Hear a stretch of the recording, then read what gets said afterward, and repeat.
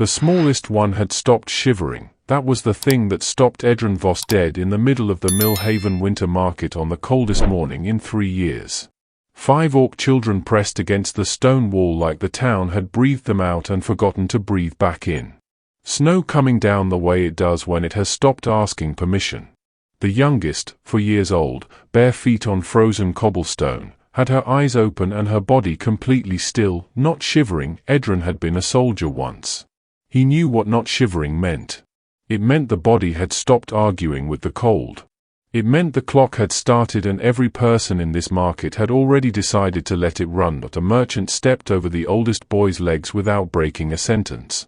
A woman found something urgent in the sky. A child pointed.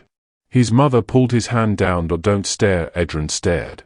He crouched in the snow in front of 5 children who looked like they had already survived the unsurvivable and were quietly, stubbornly, surviving it still. He looked at the smallest one. At her bare feet. At the tiny wooden sword held against her chest with both hands. Even now, even in the cold, even with everything gone. I know, he said softly. But she does.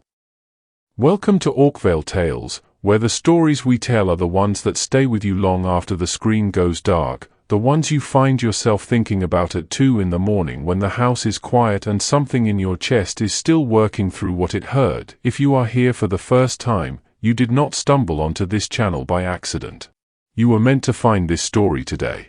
And if you have been here before, you already know that what we do here is not entertainment. It is something closer to medicine. Before we go any further, do something for yourself right now. Hit that like button because this story is going to do something to you by the end and you are going to wish you had done it before it started. Subscribe because leaving after one story would be like walking away from a fire in the middle of winter. You know better than that. You already know better. Now, let us begin. The wagon ride was silent with weather in it. Edron held out bread without turning around. Nobody took it.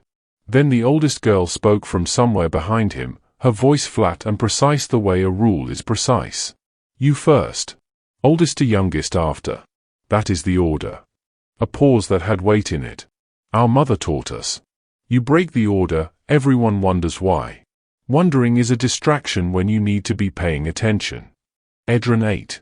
Then Darok, mechanically, without tasting. Then the girl, Sefa, who broke her piece in half and held one half to the smallest child's lips before touching her own. Yara's mouth opened. She ate without looking up, the wooden sword still in her left hand, her fingers never loosening around it even to eat. The boy Toven ate fast with his arm curved around his portion like a wall he was building around something he couldn't afford to lose. And Lira, 6 years old, held her stone figure up first, touched the bread to it, waited for something only she could hear, then ate. Darok watched the road behind them the whole time. His jaw working the way jaws work when a face is refusing to do what it wants to do. Nobody spoke again until the farm came into view. It looked exactly like what it was. A place that had kept going out of stubbornness rather than belief. The fence leaning at angles that suggested long conversations with gravity. The barn repaired in 3 different decades with 3 different kinds of wood. The garden alongside the house brown and still and utterly dead in the way only things that were once very alive can manage to be dead. Edron had not touched it since Marin died. He had not been able to pull the old stalks or plant new ones. The distance between not ready and never had no bottom he had found yet. Darok jumped down before the wagon stopped moving. He walked the perimeter of the house, checked the door, the windows, the back, the barn, came back. Your fence is dying, he said. Your roof leans wrong. Snow will pool on the left side and come through the ceiling when it melts. Your well rope is frayed. Your porch step is rotted through the middle. He looked at the barn. And something died under the house. I can smell it from here. Edron looked at him. I know, he said. Darok stared at him. You know all of it. It has been a difficult year. Darok looked at the farm again, at the dead garden, at the dark windows of a house that had clearly had its warmth leave it at some point and not fully recovered, and he said nothing else. But something in the angle of his shoulders changed. A small, quiet recalculation happening somewhere behind his eyes. Inside, Edron lit the stove. The children did not go to the chairs. They sat on the floor with their backs against the wall and their knees up, pressed together, Yara between Darok and Sefa, Toven and Lira on the outside edges. The posture of people who had learned that comfort was a thing that got revoked. Edren looked at his 4 chairs, pulled the table to one side, and sat on the floor. Sefa stared at him. "Floor is fine," he said. "It is your house. It does not care who sits on it." She looked at him for a long moment with eyes that were doing serious work behind them, then looked away. He made soup from what he had. Old turnips, half an onion, dried rosemary from one of Marin's labeled jars that he had kept for 2 years without opening. The soup was genuinely bad. Lira told him so on behalf of her stone figure with great seriousness and asked for more. He gave it to her. Toven ate with his body curved around his bowl. Yara ate 3 spoonfuls and stopped, her eyes open and aimed somewhere past the room, at something none of them could see. When he laid blankets in the loft, nobody went up. They arranged themselves in the doorway between the kitchen and the entrance hall, exactly in the threshold, not inside and not outside, the one place from which you could run in either direction. Yara at the center. Sefa curved around her. Toven and Lira on the flanks. Darok at the outermost edge, facing the room, facing Edren. Edren set extra blankets beside them and said the door would stay open all night. Darok's eyes found him in the dark and held there for a moment. Something crossed his face that was not trust but was the recognition that something had been understood correctly. Edren sat in his chair and did not sleep and listened to the farm make sounds it had not made in 2 years. Outside the snow kept falling, and inside something that had no name yet was quietly, without permission, beginning. She was already in the garden when Edren came out. Not standing at the edge of it the way he always stood, looking at it from a careful distance like a man who has made a private agreement with himself not to go any closer. Sefa was in it, both knees in the frozen earth, both hands working through the dead stalks with the focused attention of someone conducting an examination rather than a search. The snow had thinned overnight to a cold grey mist and in it she looked smaller than 10 and older than 10 at the same time, which Edren had come to understand was simply how she looked. "These are not dead," she said, without turning around. She had heard his footsteps. "They are dormant. There is a difference." She pulled something carefully from the frozen ground, a root cluster pale and contracted, and held it up to the dim morning light. "Yarrow goes dormant in first frost, comes back in early thaw if the soil has not been stripped. Yours has not. You have ironleaf here too, and cold root along the south edge." She set the root down and kept working. "My mother said most people bury dormant things because they cannot tell the difference between sleeping and dead. She said that was the most expensive mistake a healer could make." Edren crouched at the garden's edge. "Your mother taught you all of this?" She was the clan healer. She said healing was just gardening for people. You clear what is choking the growth, you give the dormant thing the right conditions, and then you wait. Sefa's hands moved steadily through the soil, separating, replanting, patting earth back into place around each root with a precision that was clearly not new. She knew every plant in the Vornheld Valley. Every season, every soil type, every combination that healed and every combination that killed. She taught me from the time I could walk because she said knowledge was the one thing that could not be taken from you. A small pause. She was wrong about that, as it turned out. But I still have what she gave me. The name of the valley sat in Edren's chest like something that had fallen from a height. Vornheld. He knew that name. He knew the exact position of it on a military map he had spent 3 years trying to forget, a valley on the eastern march with a settlement on the eastern slope, cleared in the autumn campaign, Torch's 1st, 3rd Regiment, Captain Aldrich's order, executed without exception. He stood up and said he was going inside to check the stove and Sefa said something else about the iron leaf that he did not hear because by the time she said it he was already through the door with his hands flat on the kitchen counter and his eyes closed and the particular nausea of a truth you have been outrunning for 3 years pulling even with you at last. He stood there until it passed enough to breathe around. Then he put water on for the morning and looked out the window. Darok had the broken fence in pieces. He had pulled every rotted post from the ground before first light and laid them in a row, and was now driving new posts with a force that had nothing to do with carpentry and everything to do with somewhere to put what had nowhere else to go. Each strike was clean and final and slightly harder than necessary. Edren watched him work and understood that this was not a boy doing chores. This was a boy doing the only thing that made the inside of his head quieter. Toven was in the barn.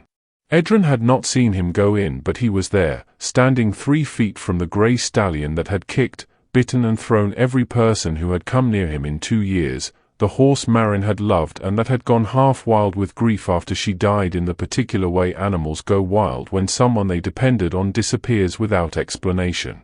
The horse was standing completely still. Ears forward, head low, eyes calm. Toven's hand was raised toward the horse's nose but not yet touching, just near, and he was talking in a low continuous voice that Edren could not hear through the barn wall but could see by the movement of the boy's mouth and by the way the horse's breathing had slowed to match something. Edren stood at the window for a long time watching the 3 of them. The girl putting her mother's knowledge back into dead soil. The boy driving posts with everything he could not say out loud. The quiet one standing in a barn teaching a grieving animal that stillness was possible again. The farm was making sounds it had forgotten it knew how to make, and Edren understood with a clarity that arrived without warning that the names sewn into their hems were not the only thing he did not yet know about these 5 children. 2 weeks in, the farm was unrecognizable. The fence stood straight for the first time in years, new posts driven deep and true, the gaps between them filled with salvaged wood and the stones the town boys had thrown, mortared in with clay Darok found along the eastern bank of the creek without being told to look.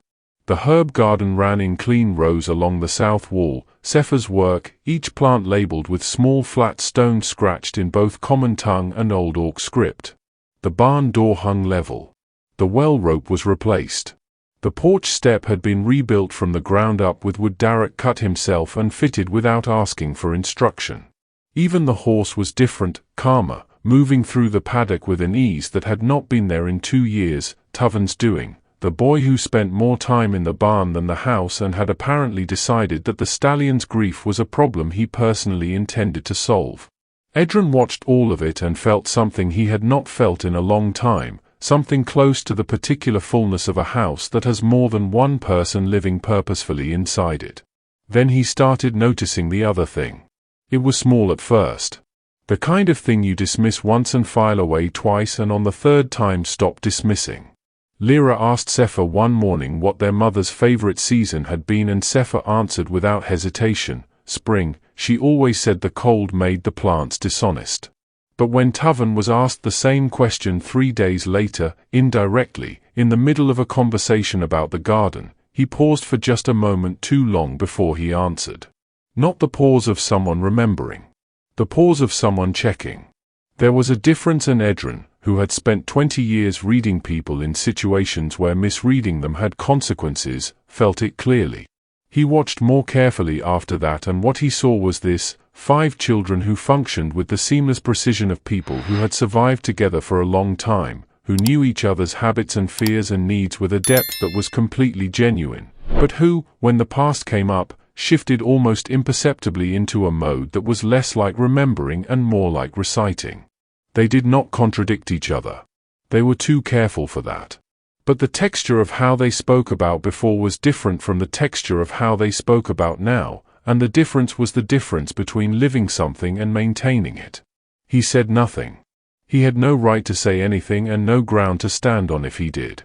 He watched and waited and kept the stove lit and ate first every morning and let the silence between them continue to change in quality the way silence does when trust is slowly, reluctantly, deciding to move. Then he found the hems.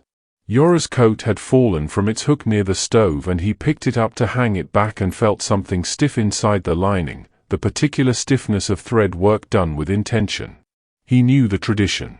Marin had told him years ago, the way she told him things about Orc customs with the quiet insistence of someone who believed understanding other people was not optional.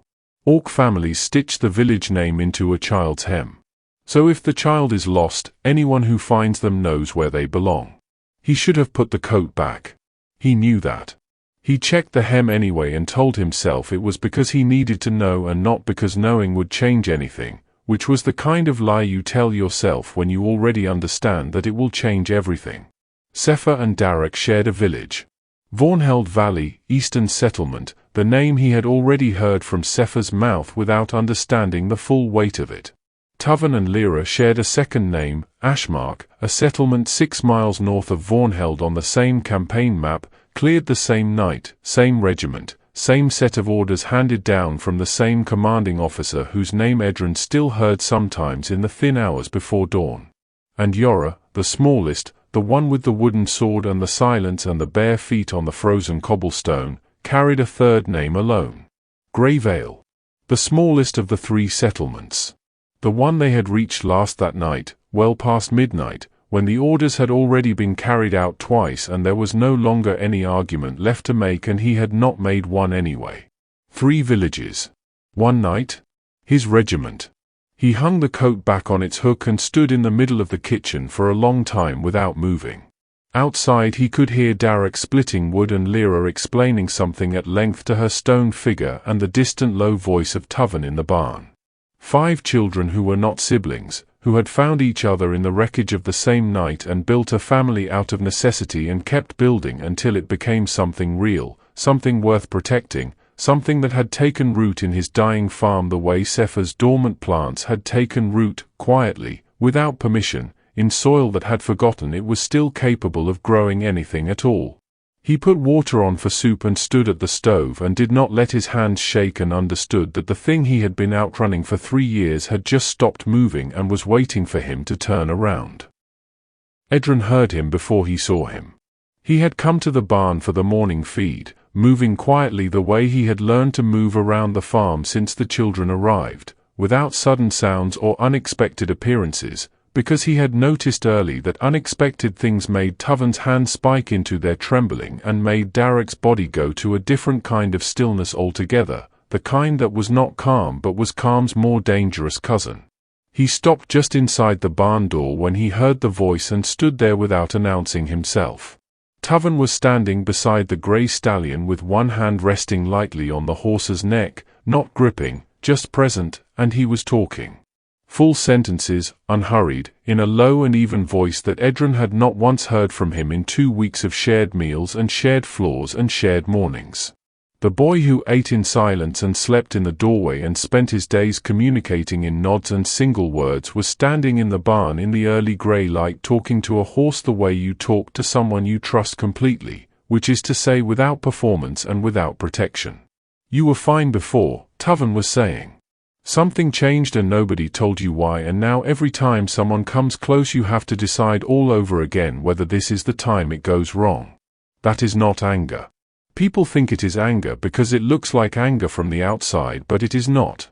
It is just that you have learned that the thing you are afraid of can come from anywhere, so you have to watch everything all the time, and that is exhausting, and after a while exhausting and angry start to feel the same from the inside too." He moved his hand slowly up to the horse's jaw. The horse did not move. "But you are not angry.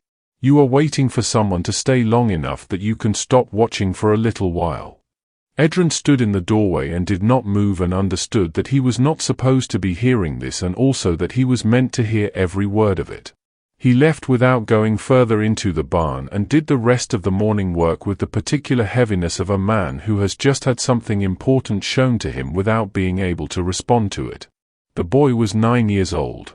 He had described something that Edron had not found words for in 3 years of living alone in a dying farm with a dead woman's garden outside the window, and he had described it to a horse because a horse was the only audience he had found that he trusted not to do anything complicated with the information. That evening the fire was low and the other children were in various states of settling. Lira was in a serious negotiation with her stone figure about sleeping arrangements. Sefa was checking the herb jars she kept lined on the windowsill, touching each one in sequence the way you check things you depend on.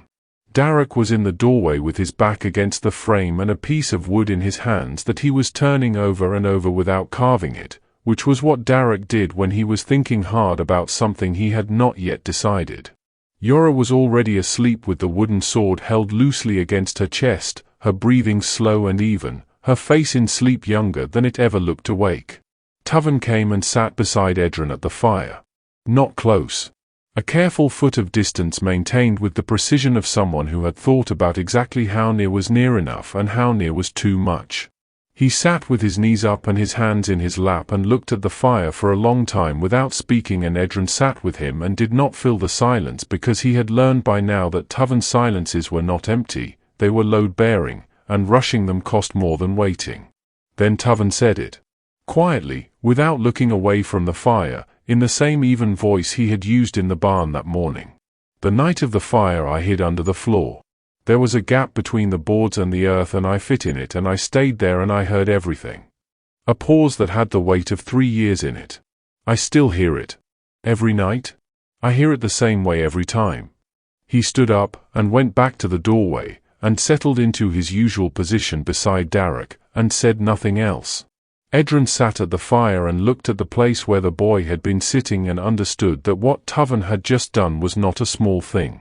He had carried that sentence alone for 3 years and he had set it down, just for a moment, beside someone else, and then picked it back up and gone back to where he felt safe. Not because he expected Edren to fix it. Because he had needed, just once, for another person to know that he was carrying it. Outside the wind pressed against the walls and the fire clicked and settled, and somewhere in the barn the grey stallion stood quietly in the dark and waited, as it had been waiting, for someone to stay long enough that it could finally rest. He knew something had happened before the wagon stopped moving. Darok was in the yard with the axe held at his side in the loose easy grip of someone who had decided to be calm about something and was succeeding through effort rather than feeling. Sefa was on the porch with her arms crossed and her eyes on the road behind Edren's wagon, checking it the way she checked everything, methodically, looking for what came next. Toven was inside. Edren could see him through the window, standing back from it but watching. Lira was crouched near the fence in the mud with her coat spread around her like a workman's apron, sorting through a pile of stones by size with the focused seriousness of someone conducting important work. Edren climbed down and looked at the fence, the barn wall, the porch boards. Rocks. 24 at least, some of them still sitting where they had landed, some already in Lira's sorted piles. One had taken a piece out of the barn siding. Another had cracked the second porch step, the one Darok had only just rebuilt. 3 of them, Darok said, came from the east road. They had horses so they did not stay to see if we came out. He looked at the cracked step with an expression that was not quite anger and not quite something else and was somewhere in the specific territory between the two. Bad aim. Edren looked at Lira. She held up a flat grey stone approvingly, turned it in her small hands, and added it to the largest pile. "These are good ones," she said, with the tone of someone delivering a professional assessment. "Better than the fence stones we used before. Harder." By midday Darok had mixed clay and aggregate from the creek bank and was pressing the thrown stones into the fence gaps with the same ferocious precision he brought to every physical task, each stone set and leveled and mortared in place before moving to the next. Lira handed them to him in size order without being asked, which meant the work went faster than it should have. Toven repaired the porch step in the afternoon, quiet and efficient, and by the time the light began to fail the step was stronger than it had been before it was broken. Edren stood at the edge of the yard and watched the fence take shape and thought about what it meant that every act of hostility directed at this place was being converted, without discussion, into something permanent and load-bearing. In the clan, Darok said, driving the last stone into place and stepping back to look at it, when someone throws a stone at your wall, you build higher. He did not say it like a lesson. He said it like a fact about the physical world, like water running downhill, like frost coming in autumn. That is just what you do. Edren looked at the fence. Ugly and solid and permanent and made entirely of things that had been thrown at them. Good policy, he said. Darok picked up the axe and went inside. That evening the fire was the kind of fire that earns its warmth, built carefully against a cold that had come back sharper after 2 days of false mildness. The younger children were settled. Lira was asleep with her stone figure tucked under her chin. Toven was in the doorway in his usual position, present but peripheral, keeping his own kind of watch. Sefa was reading from the small leather book she kept in her coat, the one she never explained and Edren never asked about. Yara was asleep with the wooden sword, as always, as without exception. Darok sat at the fire and after a while he asked Edren about the war. Not directly at first. He came at it the way you come at something that might bolt if you approach too fast. He asked about the Eastern March in general, about how long the campaign had lasted, about which regiments had been involved and how they had been organized. Edren answered. The questions got more specific and he kept answering, watching where they were headed, letting them get there at Darok's pace rather than his own. Then Darok asked about the autumn clearances, which settlements, which orders, which officers gave them, and Edren went quiet. Not a considered quiet. The kind that falls like a door closing. Darok looked at him for a moment with those eyes that had stopped being a boy's eyes long before they should have. He did not push the question. He did not withdraw it either. He simply reached forward, added a piece of wood to the fire, and moved 3 feet closer to it, which put him 3 feet closer to Edren, and said nothing else for the rest of the night. Edren sat in the new silence between them and understood that Darok had not stopped asking. He had simply decided that the answer could wait, because he already suspected what it was, and he was not yet sure what he intended to do with it. Darok found it while looking for a harness buckle. It was pushed to the back of the barn side shelf behind a coil of rope and 2 broken lanterns, an old wooden chest the size of a traveling trunk, unremarkable except for the iron clasp stamped with a regimental seal that Darok recognized the way you recognize things you have spent 3 years trying not to see in your sleep. He stood in front of it for a moment with the harness buckle forgotten in his hand. Then he set the buckle down, opened the chest, and read everything inside it. Campaign papers, folded and refolded until the creases were soft. Regiment insignia for the 3rd Eastern, the unit designation he had heard spoken in the dark by the men who came through Vornheld Valley on a night in autumn 3 years ago. A service record with Edren Voss written at the top in the clipped official hand of a military scribe, enlistment date, rank, postings, commendations, and at the bottom under final campaign assignment, the Eastern March clearances, autumn season, 3 settlements listed by name in the order they had been reached that night. Vornheld, Ashmark, Greyvale. All 3. In order. With dates and a commanding officer's signature at the bottom authorizing the operation and a line at the very end where individual soldiers had been required to confirm their presence and Edren's name was on that line in his own handwriting, which was different from the scribe's and unmistakable. Darok read every page. He read them the way you read something when you need to be certain, slowly and completely, not looking for a way out of what it means but making absolutely sure of what it means before you decide what to do with it. When he was finished he folded everything back exactly as he had found it, replaced the insignia, closed the chest, repositioned the rope coil and the broken lanterns in front of it, picked up the harness buckle, and went back to work. He did not speak to Edren that day. He did not avoid him either. He worked alongside him through the afternoon with the same focused efficiency as always, answered when spoken to, ate in the evening order without deviation, and gave nothing away. Edren looked at him once or twice with the particular attention of a man who has learned to read the small weather of other people's faces, and Darok met his eyes each time with an expression that was simply present, simply Darok, and revealed nothing. That night, after the younger children were asleep and Toven had settled into the doorway and the house had gone quiet, Darok found Sefa by the herb jars at the window. He told her in a low voice, plainly, without qualification. What he had found, what it contained, what it meant. He watched her face while he told her because he needed to see it and because she deserved to have someone watch her face while she received this particular weight.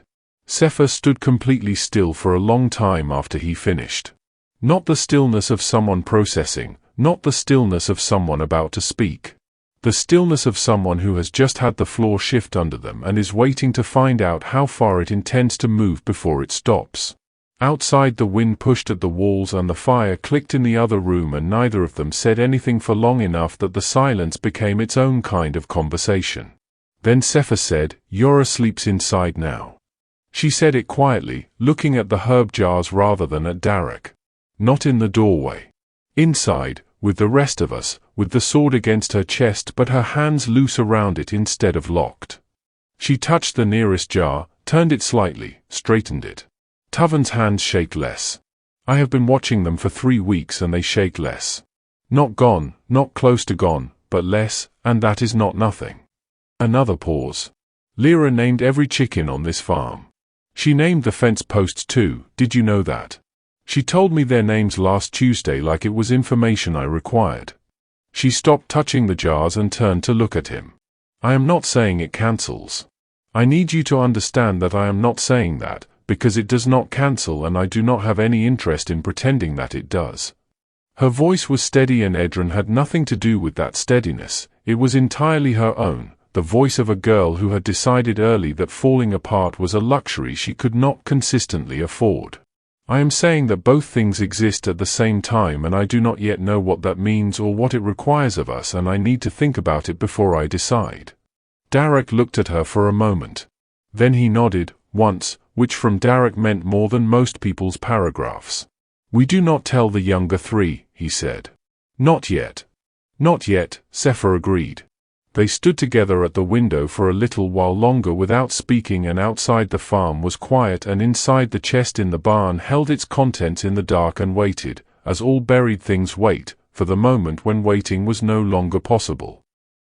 They came at first light, 6 riders on the eastern road, moving with the unhurried certainty of people who believe time is on their side. The sheriff rode in front, a tired man on a tired horse, wearing the particular expression of someone carrying out a duty he has not fully made peace with. Beside him was a woman Edren did not recognize, old, grey-skinned, jaw set like a cliff face that had been arguing with weather for decades and had stopped finding the argument interesting. She sat her horse the way people sit who have spent more of their life mounted than on the ground. Behind them 4 orc riders, armed and scarred and completely still in the way of people who are still because they have chosen to be and could choose otherwise without much effort.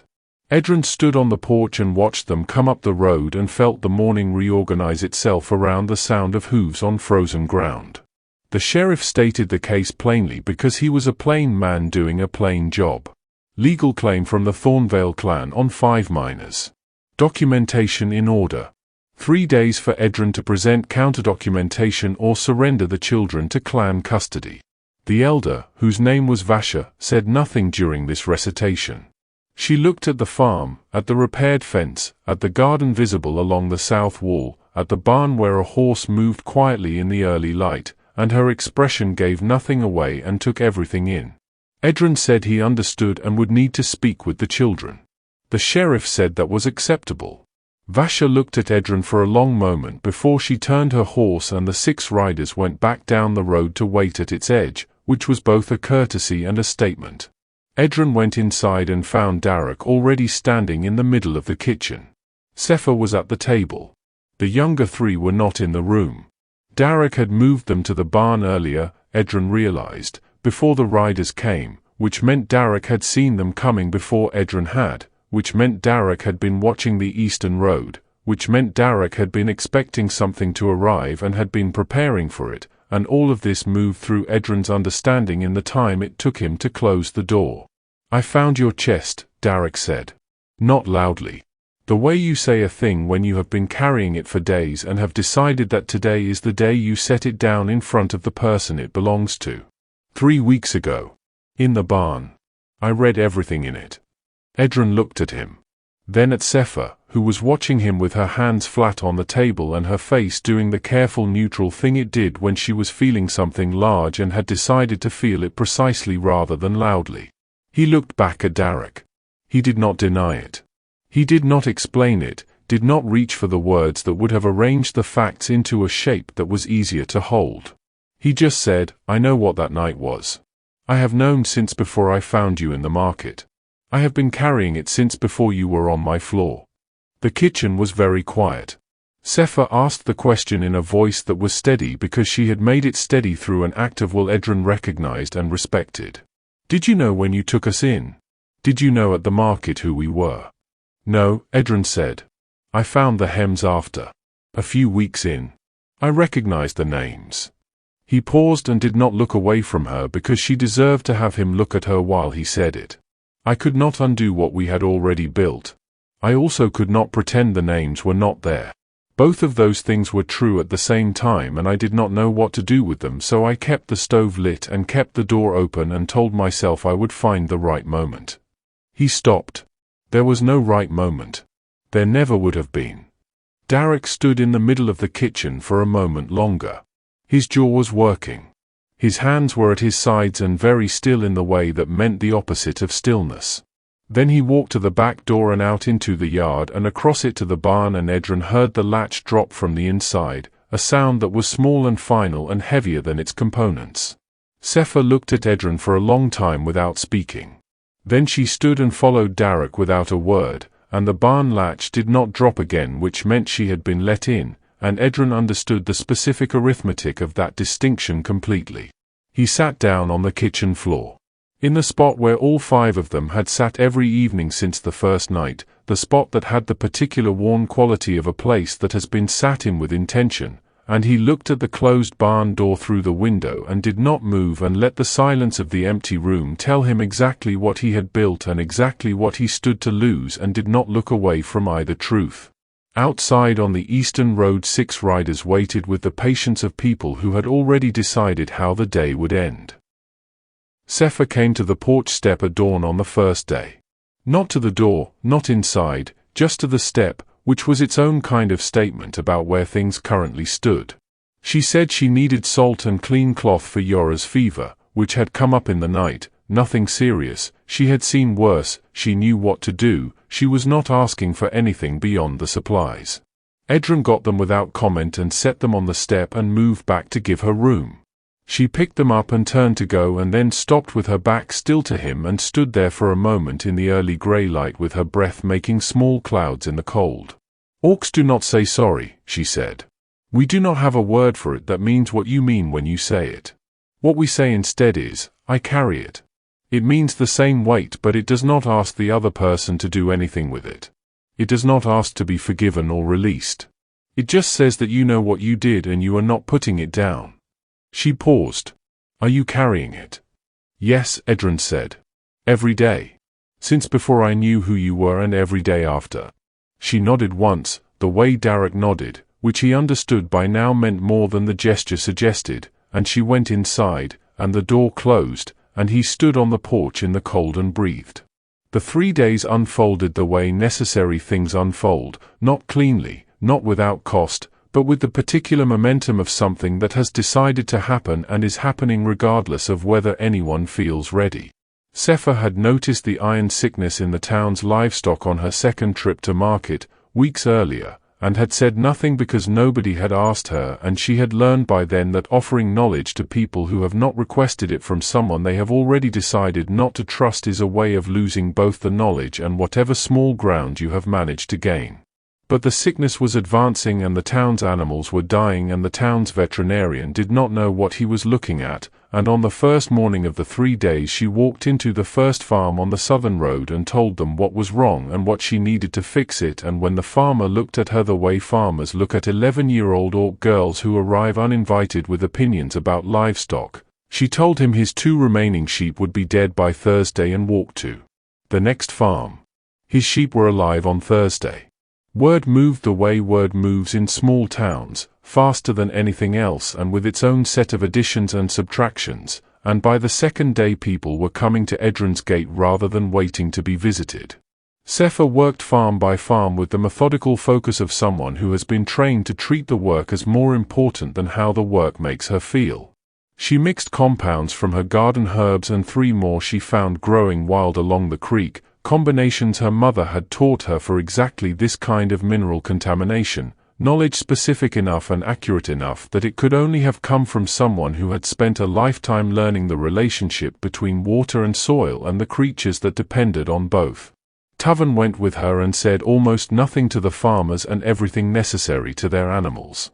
He moved through panicked livestock with the same quality of presence he had brought to the grey stallion, that particular stillness that was not absence but attention, and the animals settled around him the way frightened things settle when they encounter something that is genuinely not afraid. Lira named every animal she treated. She insisted on it with a firmness that brooked no negotiation. She said that everything needed a name or it got lost, and she said it with the authority of someone stating a law rather than an opinion, and the farmers, who were desperate enough to accept whatever conditions came with the help, let her name their animals, and Lira moved through the farms giving names to sick cattle and fevered sheep and distressed horses with the seriousness of someone doing sacred work. On the second morning an old woman arrived at the farm on a slow wagon from the north road. White-haired, face weathered to the particular texture of someone who has spent decades deciding what matters and discarding the rest. She set a basket on the porch. Bread, butter, a jar of preserved plums. She looked at the children in the yard with an expression that had grief in it and something that had come out the other side of grief. "My son died in the Eastern March campaign," she said to Edron, without preamble, without expectation of response. "He was 22. I was angry for a long time because anger was the only thing big enough to fill the space." She looked at Lira, who was naming a chicken with great ceremony near the fence. "Turns out hate is too heavy to carry into old age. And it does not cook dinner." She handed Edron the basket and drove back up the road. On the third day Vasha rode to the gate alone. She sat her horse at the fence and looked at the farm and at the 5 children who were present and visible and going about the morning in the particular way of people who have decided that this is where they are and are not performing anything for anyone. Edron stood at the gate. Then Darok came out of the barn and walked across the yard and stood beside Edron, not behind him, not separate from him, beside him, which cost something and was meant to, and Edron felt the cost of it and said nothing. Darok looked at Vasha and said it plainly, the way he said everything, without decoration and without apology for the plainness. "He burned our villages. He brought us in from the cold. Both of those things are him and both of them are true at the same time." He did not look at Edron while he said it. He kept his eyes on Vasha. "You sold us. A sub-chief put children in the road for silver and you allowed it, and that is all you are in this story. We are not your property to reclaim because you were not our protectors when protection was what we needed." Vasha looked at the farm for a long time. At the fence built partly from thrown stones. At the garden running in clean rows along the south wall. At Yara, who was sitting near the barn door in a patch of thin winter sunlight with the wooden sword in her lap and her eyes open and present in a way they had not been on the cobblestone in Millhaven Market. At Toven, whose hands rested quiet and still against his knees. At Lira, who was introducing a chicken to the old widow's bread with the gravity of a formal introduction between dignitaries. She looked at all of it with the eyes of someone making a calculation that was not simple and was not finished and arrived at an answer anyway. "A herd that sells its young is no herd," she said. She said it quietly, which made it heavier than if she had said it loudly. "The boy knows our law better than we kept it." She turned her horse. She did not say anything else. She rode back down the eastern road and did not look back, and the 4 armed riders fell in behind her, and the sheriff tipped his hat at Edron with the expression of a man who is genuinely relieved to be going, and they were gone. Edron stood at the fence for a long time after the road was empty. Darok stood beside him for a moment longer and then went back to the barn without speaking, and that was enough. That was more than enough, and the morning continued around them, ordinary and extraordinary at once, the way mornings do when something that was threatening to end has instead decided to continue. Winter came in the way it means to stay. Not the tentative cold of early season that retreats by midday and leaves the ground soft enough to work. The real winter, the kind that arrives with full intention and settles into the walls and the floor and the spaces between things and makes itself at home without asking. The stove burned from before dawn until well after dark, and the farm contracted around its warmth the way living things contract around the thing that is keeping them alive. They were all on the floor. Not in the doorway. Not in the threshold, not in the one place from which you could run in either direction. Inside, around the fire, on the floor that did not care who sat on it, which had turned out to be one of the most important things Edron had ever said, though he had not known it was important when he said it. Darok was closest to the fire with a book open across his knees, a thick volume on agricultural practices that he had found on Edron's shelf and had been working through with the same ferocious patience he brought to everything, his finger moving under each line, his mouth shaping the harder words before he committed to them aloud. When he got stuck, he looked at Edren without embarrassment, and Edren said the word and Darok repeated it once, exactly, and went on. It had become the rhythm of their evenings, and neither of them had ever commented on it, and neither of them needed to. Sefa was humming. She did not know she was doing it. It was her mother's counting chant, the one her body had memorized before her memory had, and that came out now in unguarded moments, low and rhythmic, the sound of a tradition that had survived the thing that killed the person who passed it on, which was its own kind of defiance. She was reading her own book, the small leather one she kept in her coat, and the humming came and went with her breathing and filled the room in the way that only sounds you are not performing can fill a room. Toven was pressed against Edren's left side with his knees up and his hands loose in his lap. The trembling was almost gone.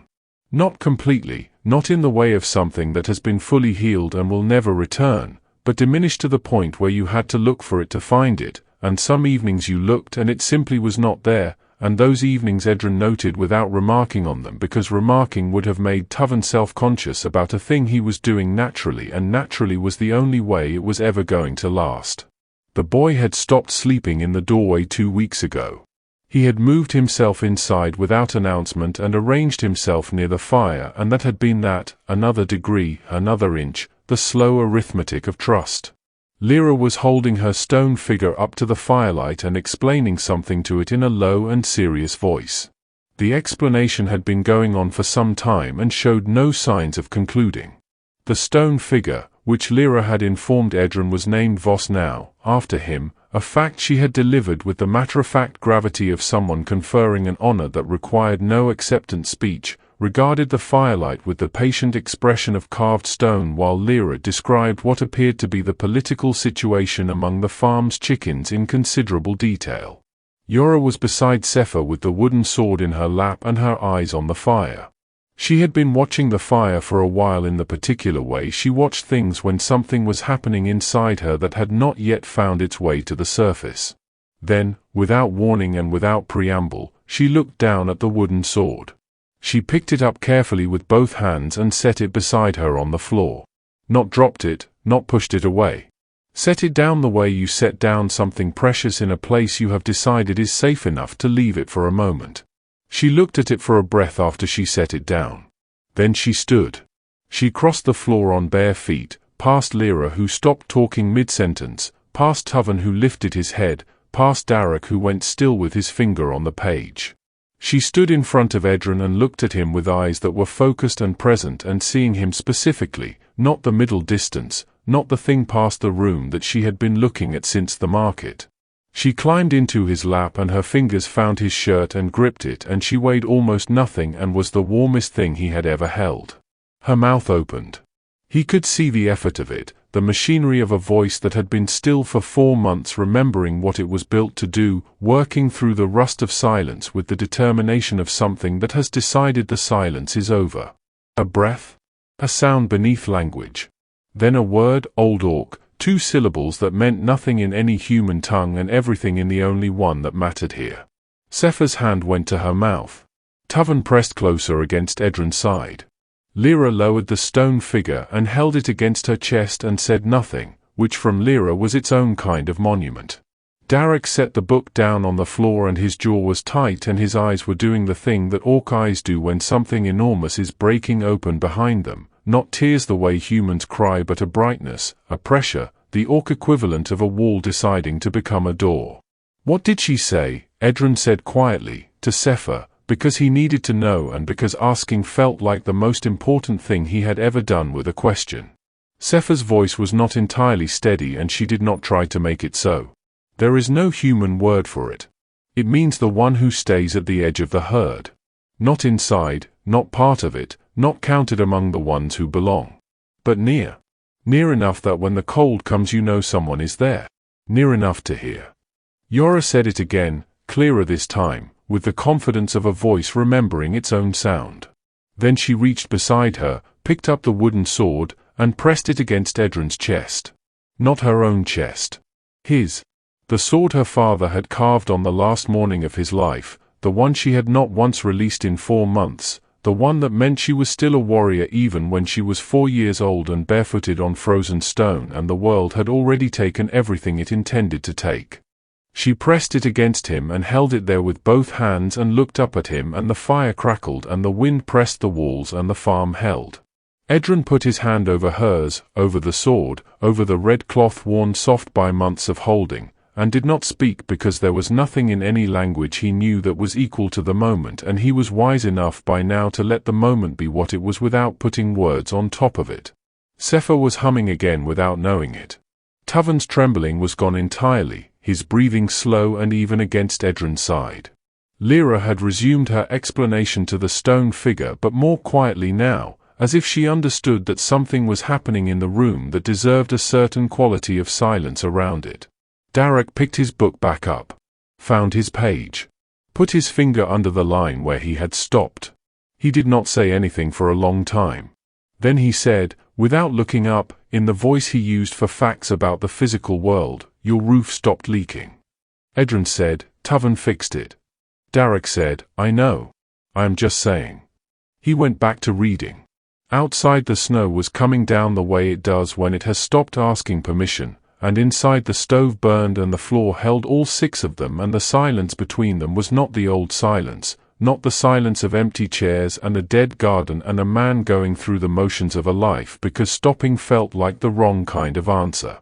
It was the silence of things that have grown around their break and discovered that the break is not the end of the story. It is just where the growing gets complicated and interesting and worth the effort. Broken things do not mend. They grow around the break. They always grow. And sometimes what grows is stronger than what was there before the breaking, not because the breaking was good, it was not, but because what came after refused to stop and kept going anyway, 1 degree at a time, 1 bowl of bad soup at a time, 1 open door at a time, until the cold outside was just the cold outside and inside was something else entirely, something that did not have a human word but did not need one, because the people in the room already knew what it was, and that was enough. That was more than enough. If you are still here, you already know what this story did to you. You felt it somewhere specific, not in your head but lower than that, in the place where the things you have been carrying live quietly without introduction. Yara held that sword against a stranger's chest, and something in you recognized exactly what that meant because you have been that child before, holding the last thing someone who loved you left behind, waiting for someone to stay near enough to hear you. Tell me where you are watching from right now. Not your city. Where you actually are. Because I think a lot of you are watching this in the dark, alone, and I want you to know that someone made this for you specifically. And here is the question I want you to sit with tonight and answer in the comments below, because I will be reading every single one. If someone had stayed near you during your worst season, before you had to survive it alone, who would you have become? I will be in the comments. I am not going anywhere. If this story grew something in you that you thought had stopped growing, like this video right now, subscribe because the next story is already waiting and it was made for the same part of you that this one found. Share it with one person who needs to hear that broken things grow. You know exactly who that person is. You have known their name since the first chapter. We will see you in the next one.